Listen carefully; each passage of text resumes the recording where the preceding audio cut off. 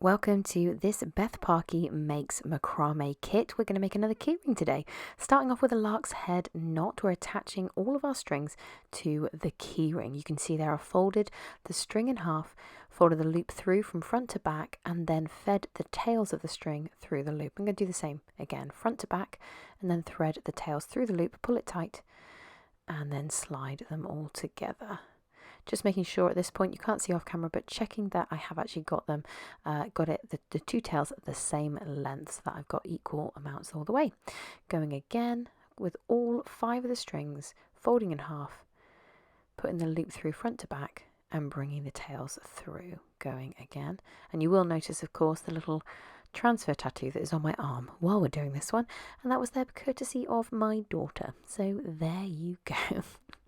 Taking a last one on and fixing that in place. Once those are in place, pulling them all nice and tight, and then I'm going to fix my keyring in place, starting off with one at the top and then going for a couple of different ones. You can play around with the position of the pins to find a position that suits you. Now, because of the design that we're going to do, I'm going to start by doing a row of double half hitch knots to keep those lark's head knots in position. So we're doing a double half hitch to hold it in place. Bring the travelling string across, so string 1 coming across, and then doing 1 and 2, and just keeping on going, basically doing 9 lots of double half hitches. The way you do that is that you bring the string under, over, through the loop, and tighten it up. You do 2 of those per string. That's what's called the double half hitch. So I've got that. You can see that's nicely in position. Tighten those up so it doesn't make it too wide. Now for this one, for the wave knot, you need to separate your strings into 3 groups. If I call them A, B and C, hopefully this will help you. The middle string is B. So I've brought A underneath group B, and then I'm going to take it back underneath group B, but I'm going to thread group C through the loop I've created. Okay. Bringing it down.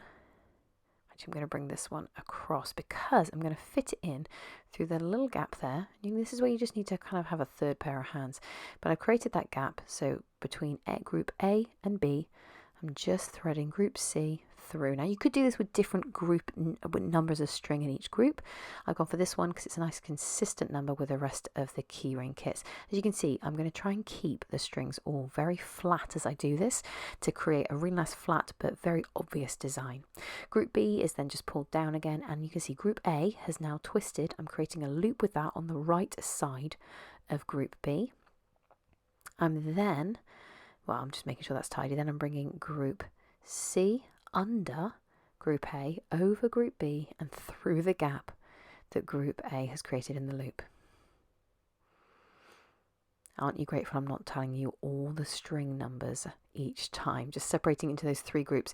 I've got 5 strings in my group A, and you could go for a smaller number. Now you see that I can then hold the loop on the right of the strings with my thumb and then tighten up by pulling group C, the one with 2 strings in it, pulling it tighter bit by bit until I'm happy with that position. I can do that multiple times. I'm then going to bring group A, it's gone all the way to the left, and I'm going to bring it back under group B towards the right. Then I'm going to get my group C, and this is again where I then just make sure everything's nice and straight, sitting nice and flat, holding it steady, and then bringing my group C under group A, over and through the loop of group A. So it's over, gone, under group A, over group B, back through the loop of group A. And you see it just takes a little bit of teasing to make sure that those strings all stay where I want them to stay.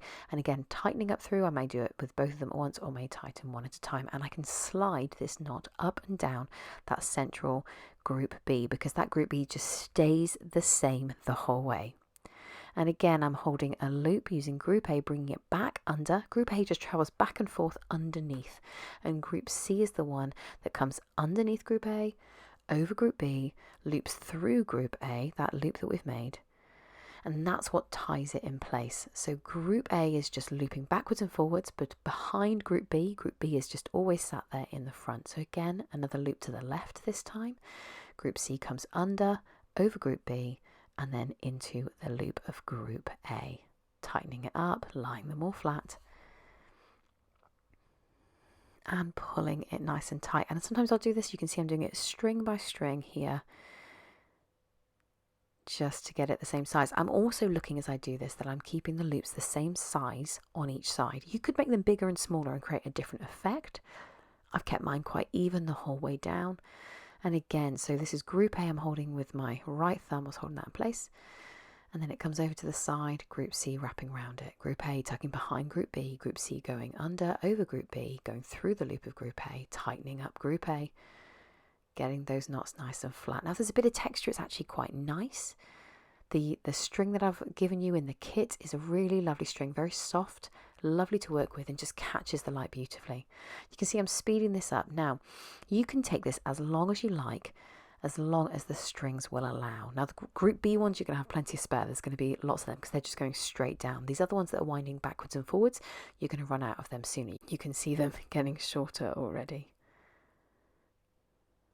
There we go, and just keeping on tightening them up. Now, at any point I can tighten these all up, adjusting the distance that they are there. You can see I'm just playing around with that, and I think I'm kind of getting to a good position. So at this point I'm just tightening up my group C strings. I've started at the top and then I'm working my way down, just taking up any of the slack that I can to tighten that up, so I haven't got any that are going to change size, just making it really nice and tight and pulling the difference out. There you go. And just keeping on pulling. As I said, group C are the ones that are holding everything in place.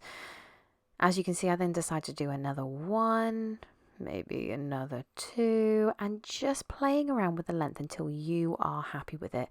Obviously, you've got to remember that the function of this is to be a keyring. If it gets too long, is it going to be fit for purpose? You've got to choose the length that you like it.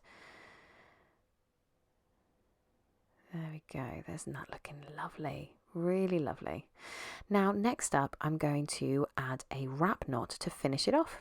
The wrap knot's actually quite easy to do, but it looks trickier than it is. And what I'm doing is I'm looping a piece of string around, holding the loop in place with my thumb, and then wrapping the yarn, wrapping the string around and around. I'm going to start further away from the looped edge, and then I'm going to just go up and up and up, keeping those strings as tight as I can, making them all lie next to each other or just on top of each other, going as close up to the bottom of my design as I can. And then when I'm ready to, I thread the end piece through the loop and then pull on the bottom, and that's going to pull the loop inside. It's going to pull my thread inside and it's going to tighten up. I can trim the excess and then just pull a little bit more into, with a little bit of gumption, pull it underneath the wrap.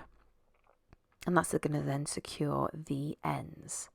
Having done it that way, the tail end then can then become part of my tassel at the bottom, my loose strings, and I'm going to cut just the chunk of the excess because obviously I've got some extra long. You can see there that I've got a couple of short bits of excess and some long ones. And then I'm going to use my brush, my handy brush, to finish it up. I'm using this is a macrame brush, but you could use a clean pet brush or a fine tooth comb.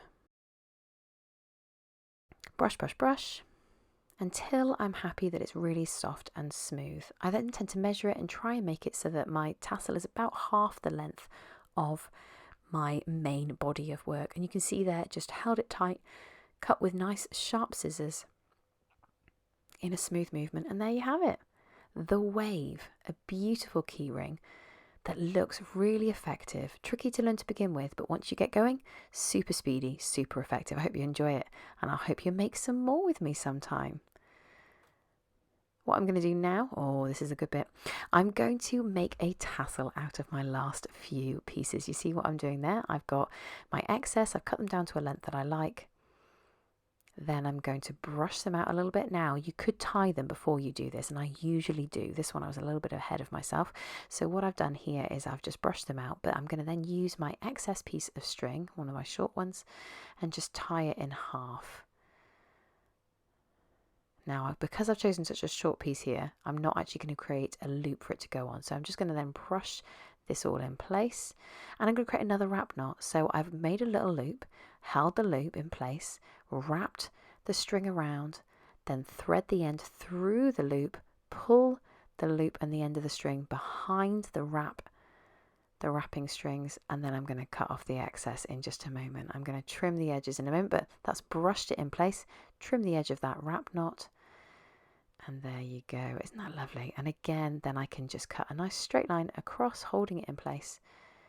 Brush it out a little bit. Every time you do brush it, you'll get a little bit of fluff, so you may want to trim it again. And I've trimmed this one to the shortest length. So if I had any short ones, there you go. But there you are, the wave knot and a bonus tassel. Absolutely gorgeous. If you want to know more about this kit or any of the others that I have made, you can head over to my Instagram at BethParkyMakes and find out more.